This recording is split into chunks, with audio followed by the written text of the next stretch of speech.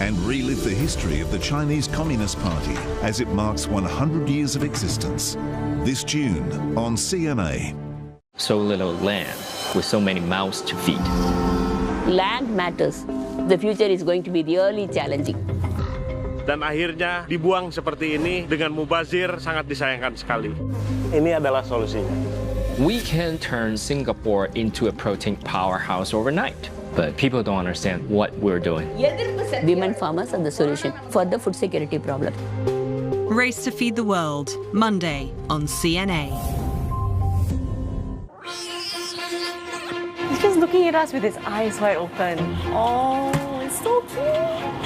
I'm Shushan, and in this series, I'll be tracking into hidden parts of Singapore. Oh my God, treacherous. To find out what's being done to save our biodiversity. Every animal plays a significant role. And if we're running out of time. It seems that there is an uptrend in number of roadkills.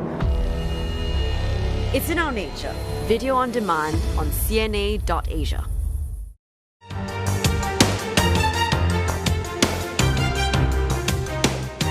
Thai wildlife authorities have rescued over 100 long-tailed macaques that were being smuggled in the back of a pickup truck.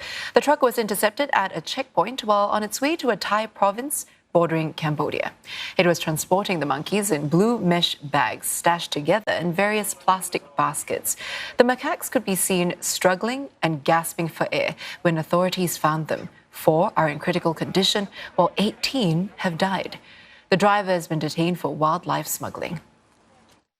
สุขภาพลิงทั้งหมด80ตัวเนี่ยรวมถึงตัวที่เสียชีวิตด้วยนะครับสุขภาพค่อนข้างที่จะอ่อนเพลียนะครับร่างกายขาดน้ำเป็นเวลานานแล้วก็บางตัวก็จะมีปัญหาเรื่องของระบบทางเดินหายใจนะครับเนื่องมาจากความแออัดในระหว่างการลักลอบขนย้าย Authorities in Canada have made a shocking discovery at the site of a former boarding school set up more than a century ago to assimilate the country's Indigenous people. Authorities in Canada have uncovered the remains of 215 children, some as young as 3 years old, at the site of a former residential school for Indigenous students. Canadian Prime Minister Justin Trudeau described the discovery as heartbreaking. The children were students at the Kamloops Indian Residential School in British Columbia, which closed in 1978, according to the Tk'emlúps-Tissaquah Nation. Chief Roseanne Casimir said in a statement that their remains were found with the help of a ground-penetrating radar specialist. In 2015, a 6-year investigation into Canada's now-defunct residential school system found that it committed cultural genocide, forcibly separating Indigenous children from their families. The report documented horrific physical abuse, rape, malnutrition, and other atrocities suffered by many of the 150,000 children who attended the schools, which were typically run by Christian churches from the 1840s to the 1990s. It found more than 4,100 children died while attending the schools. That figure does not appear to include the previously undocumented discovery of the 215 children buried under what was once Canada's largest residential school. There's nothing more painful in life than losing a child. My heart breaks today thinking of all the loving parents who never saw their children return home and who were never granted the dignity of knowing what happened. In 2008, the Canadian government formally apologized for the residential school system. In a tweet, Trudeau called the news a painful reminder of that dark and shameful chapter of our country's history. The Tk'emlúps-Tissaquah Nation said it was reaching out to the home communities of the victims. They expect to have preliminary findings by mid-June. Alaska is seeing temperatures increase at least twice as fast as in the rest of the United States. Rising sea levels are causing coastal erosion, pushing some communities inland. Volatile summer storms are also sparking massive wildfires. All of that is putting a much bigger strain on the communities who rely on the land to survive. Nick Harper reports from Anchorage. In rural Alaska, dog sledding is still a part of everyday life. Mayum Osma, the only Vietnamese musher in the state, moved to the US about a decade ago, and sledding has taken some getting used to. At first I'm very scared, very nervous. I crashed a lot, but after that I'm very confident. You know, I feel so free. You run a dog, you don't care about anything else, just a dog and you.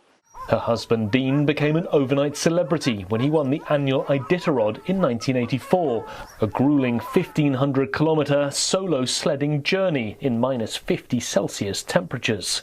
He now runs sledding tours and leases his dogs to other teams. But the race route has been changed several times in recent years, as warmer weather has meant not enough snow on the ground, putting the sport and Dean's livelihood in jeopardy. Well, you don't want to keep having races that have an asterisk behind them. You would like to have it just be a real Iditarod on the original route. We don't have ourselves don't have much control over that, so we're just all hoping that it remains the same and stays a good quality race. Rural, often native communities are the hardest hit in the state. The wild fish they rely on for food is dying off in warmer waters. It's all connected. So when you have, say, the entire Yukon River watershed changing, where water temperatures, for example, are rising, that impacts, for example, the salmon throughout the entire watershed, over 1,000, plus miles from the Yukon River Delta all the way up over into Canada. Just an hour outside of the state's largest city, Anchorage, is one of the most visible signs of creeping change. 100 years ago, the Portage Glacier was right here on the very spot where I'm standing. In the 1980s, when they built this visitors centre, it had receded, but you could still see it. Today, you can't see it. It's receded even further and is now about 4 kilometres away around the bend in that valley. Alaska has more glaciers than any other US state, but some studies suggest they're melting 100 times quicker than previously thought. Rising temperatures are also pushing wildlife further north in search of colder areas. Nicole Schmidt from the Alaska Wildlife Alliance says preserving wildlife is hard in a state where the biggest revenue earner remains oil and gas. I think the time for us to keep our head in the sand and pretend that things are going along as normal has well passed, and so that's something we're really working on. It depends on what level you're looking at, but the state as a whole, I mean, our governor does not take in a really strong stance on climate change, and we have yet to see how the Biden administration incorporates their plans for climate change in Alaska. The state is trying to balance the short-term needs of Alaskans with the long-term needs of Alaska, with climate change advocates warning now is no longer the time to just go with the flow. Nick Harper, CNA, Alaska. And that's Asia Now for this hour. Headlines anytime at cna.asia. Plus, we're also on Facebook, YouTube, and Twitter. Thanks for watching.